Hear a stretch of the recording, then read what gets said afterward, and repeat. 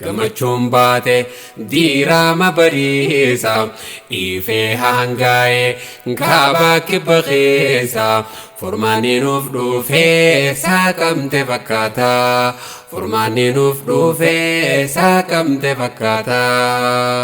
Gammachuun baate diiraama bariisa ifee hangaa'e kaaba kibba keessa furmaanni nuuf dhufee saaqamte fakkaata furmaanni nuuf dhufee saaqamte fakkaata.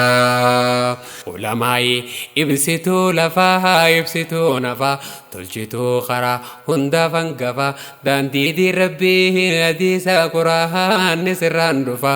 Ulamaa malee jiruun hin toltu bocoola jiruu tortortu isii waa jiraachuun sitti hin toltu isii waa jiraachuun sitti hin toltu. Barsiisii yaa barsiisa hawaasa seenaa bareedduu siitu galmeessa hawaasa jigee siitu wal kaasa qaqqartee hubachiistee dammaysitee bakka namni hin gahiin siitu geessisa darajaa gurguddoo siitu ol baasa.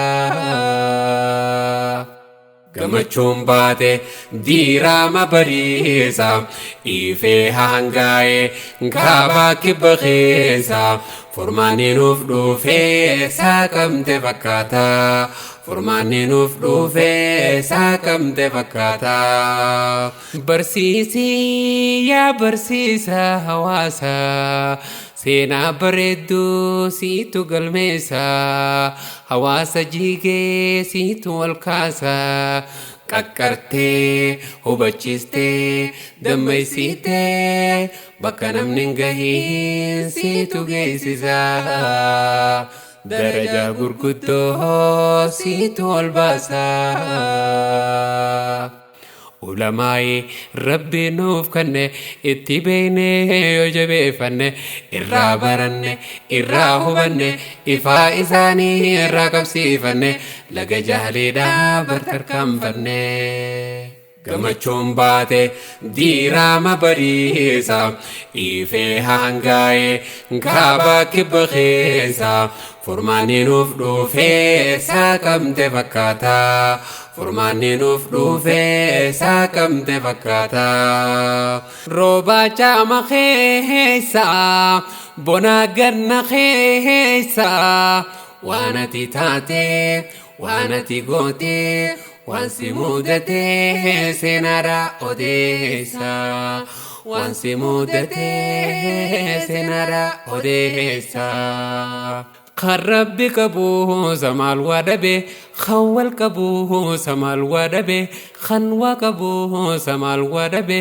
Ulamaa'i rabbiif qabe diin islaamaa rabbii ol qabe.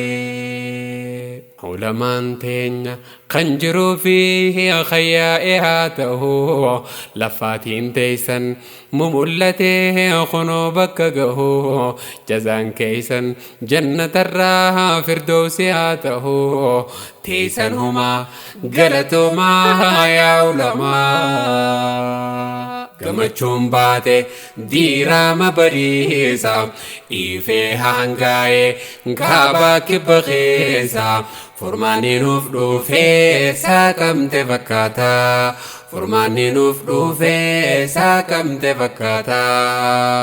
Gammachuun baate diiraama bariisa ifee hangaa'e kaaba kibba keessa furmaanni nuuf dhufee saaqamte fakkaata furmaanni nuuf dhufee saaqamte fakkaata.